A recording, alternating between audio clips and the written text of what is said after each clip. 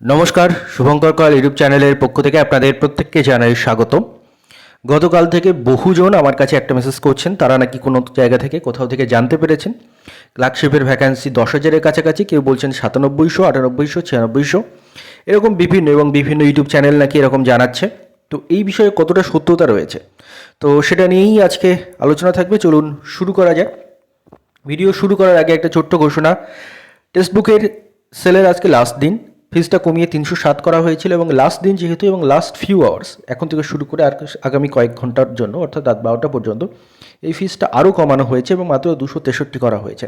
তো text book, pass pro max এই ইত্যাদি ফিচার্সে যারা মক টেস্ট দিতে চান, একটা সাবস্ক্রিপশনের মধ্যে একাধিক এক্সাম, এসএসসি, রেলওয়ে, ব্যাঙ্কিং থেকে শুরু করে পিএসসি থেকে শুরু করে ডাব্লিউবিসিএস থেকে শুরু করে বিভিন্ন এক্সামের মক টেস্ট দিতে চান, তারা ডেসক্রিপশন চেক করতে পারেন। এসইবি এই সব কোডটা ইউজ করলে এক্সট্রা 12% ডিসকাউন্ট পেয়ে যাবেন। ডেসক্রিপশনে লিঙ্ক প্রোভাইড করা থাকবে।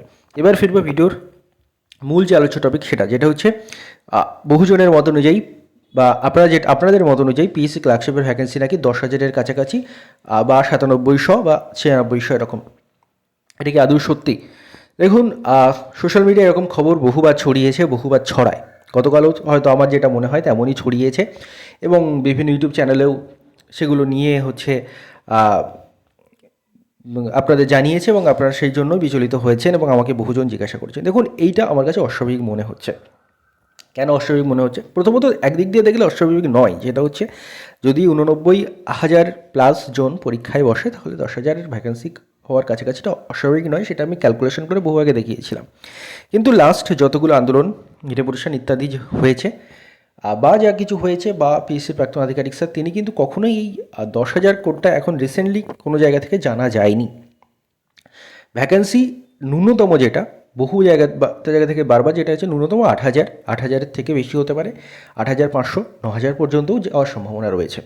তো এই যে 10,000-এর কাছাকাছি এই ভ্যাকেন্সিটা অস্বাভাবিক মনে হচ্ছে। তো এটা নিয়ে যদি হয়তো খুবই ভালো, আমাদেরই ভালো সেটা, তবে এটা নিয়ে বিশালভাবে বিচলিত হওয়ার বা বিশালভাবে উচ্ছ্বসিত হওয়ার কোনো রকম কারণ আছে বলে মনে করি না।